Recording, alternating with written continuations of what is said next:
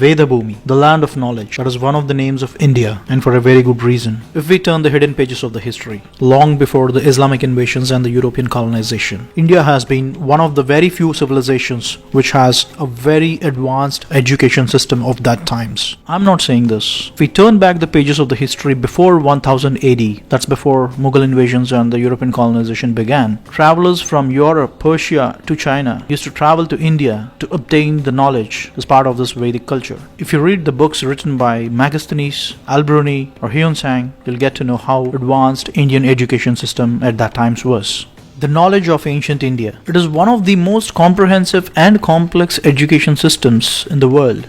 In this short video, we try to compile how the ancient Indian education system looked like. The heritage of the ancient Indian education and value system as we know today has been largely preserved by the inscriptions on the temples, manuscripts, and verbally transmitted from a teacher to a student. These are the three main sources from which we have been preserving the Vedic education system till today. Now let's see what they are. For ease of understanding, we have put it this way. There are 6 broad categories of Indian scriptures which hold the entire knowledge system. They are Shruti, Smriti, Purana, Itihasam, Agamam, Siddhantam. And they cover a diverse set of fields of education like mathematics, physics, biology, philosophy, astronomy, health sciences, linguistics, and many other branches of science and technology besides the theological concepts. Starting with the first one, Shruti. Shruti is well known as the Vedas, and there are 4 of them. Rig Veda, Yajur Veda, Samaveda, and Atharvana Veda. Rig means praise, a form of expressing the gratitude. It explains about the various hymns praising the elements of nature and cosmos. And the second one is Yajur Veda. Yajur means worship. It explains about different procedures of worship of the nature and cosmos. And the third one is Samaveda. Sama means song. It gives a music-driven canonical format to the other Vedas for ease of recitation. The fourth one is Atharvana Veda. Atharva means stable mind. It sets the rules for a steady state daily life activities that needs to be observed in a Vedic culture. All these 4 Vedas are not just like any other 4 ordinary books. You will not understand a word of it unless you are blessed with a guru who can explain to you what each of these mean. And they are highly interconnected with each other. Further down, if we look into any of these 4 Vedas, it has 4 fundamental blocks. Aranyaka, Brahmana, Samhita, Upanishad, supported by 6 external blocks. Siksha, Vyakarana, Chandas, Nirukta, Jyotisha, and Kalpa. We'll keep it very simple, not going to further details. The 4 internal blocks of Aranyaka, Brahmana, Samhita, and Upanishads, they describe the theosophical, philosophical, and physiological anatomy of the cosmos and the nature and the fundamentals of human existence. In simple words, it describes Brahman, which means the ultimate and the supreme power of the existence. And the 6 external blocks, Siksha, Vyakarana, Chandas, Nirukta, Jyotisha, and Kalpa, these are called as Vedangas. They complement the knowledge framework of Vedas with different and intricate specializations each. As you see here, Siksha is study of phonetics, Vyakarana is study of grammar, Chandas is study of linguistic rhythm and prosody, Nirukta is study of etymology, Jyotisha is study of astronomy, and Kalpa is study of rituals. All these 6 are called as Vedangas. And that's how the 4 Vedas are supported by the 6 Vedangas. And that is not all. Each of the 4 Vedas have 4 Upavedas as an offspring. Ayurveda, the study of life sciences, ascribing to Rig Veda. Gandharva Veda, study of music, art and dance, ascribing to Samaveda. Dhanurveda, study of archery and warfare, ascribing to Yajurveda. And Ardhashastra, study of business administration and political sciences, ascribing to Atharvana Veda. Now this is the complete picture of what we call today in simple words as Vedas. And one of our prime objectives of this channel, Project Shivoham, is to bring forward this entire knowledge system in a simple format that everybody can understand. We already did a couple of documentaries on Dhanurvedam, Ayurvedam, Sanskrit, and a lot more. And you can find them on our channel.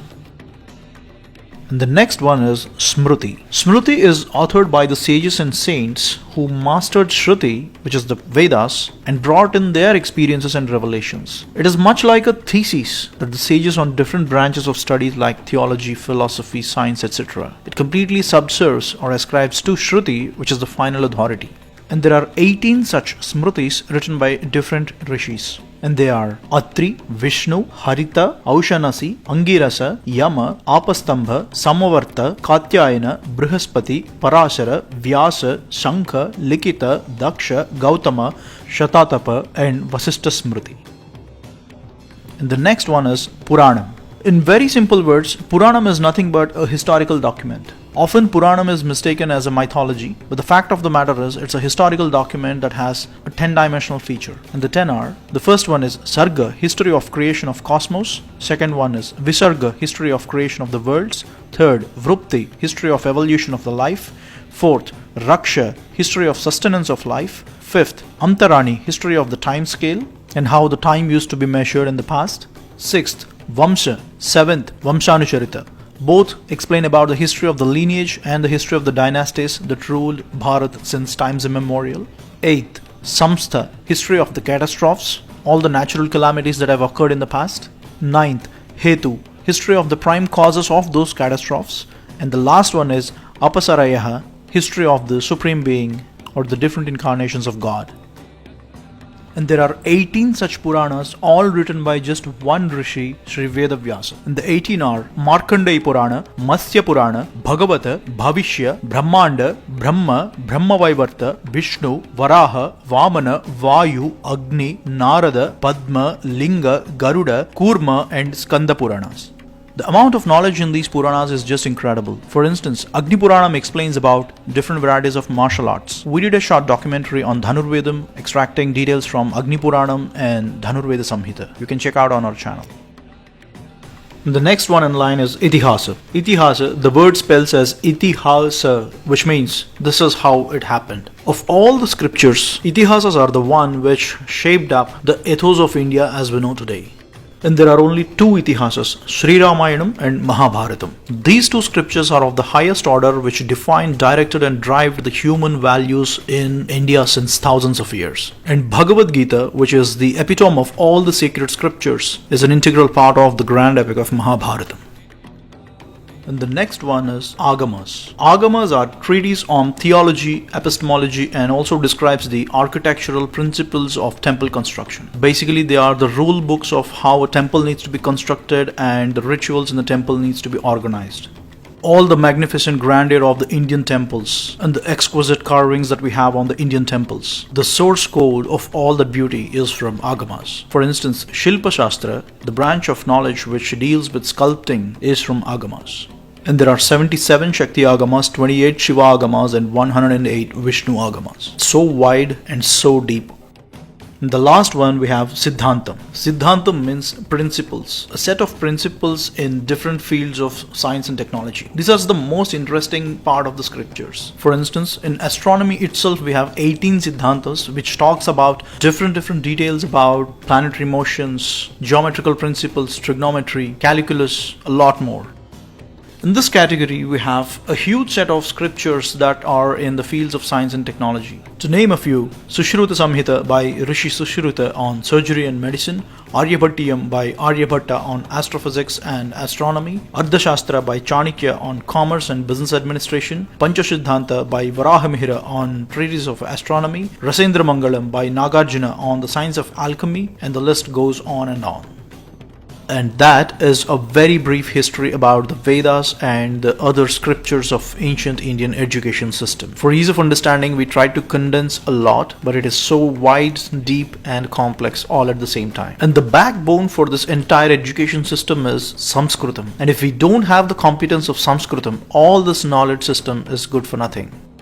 Let me give you one example and you will understand it. Here is a slokam from Aryabhattiya, written by Aryabhatta. Yes, the same man whom we celebrate that he invented zero. In this slokam, he gave two scenarios. The first scenario is two bodies moving in opposite directions, and the second scenario is two bodies moving in same direction. He says that time elapsed for R and B to pass through or otherwise is equal to the distance by sum of their speeds.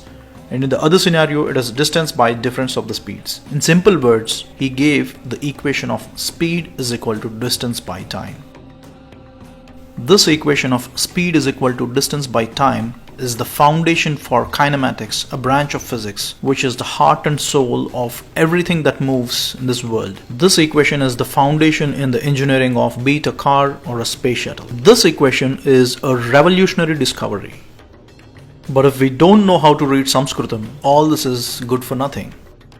According to the documented history, Galileo Galilei in the year 1638, he published a book called Two New Sciences. In this book, he first gave the formula of speed is equal to distance by time. Now don't start judging Galileo. All his work is original, and if you read this book, you'll get to know. He did not get inspired from Aryabhatta. But the fact of the matter is, something that was discovered by Aryabhatta in 510 CE had to be rediscovered by Galileo in the year 1638. In these 1000 years, the speed is equal to distance by time equation, which is written in Sanskritam, is locked up in Aryabhatiya. 1000 years. Imagine what could have been the impact if this was known earlier to the whole world.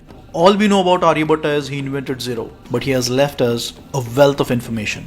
Well, how many such equations and other scientific concepts are hidden in the Indian scriptures, which are written in Sanskritam, waiting to be decoded? Well, I'm not saying that all the great things in this world were invented or discovered by Indians, but all the great things that were done by Indians are not known to the world. And that's why we started Project Shivoham, to bring forward all these kinds of stories. And as always, thanks for watching.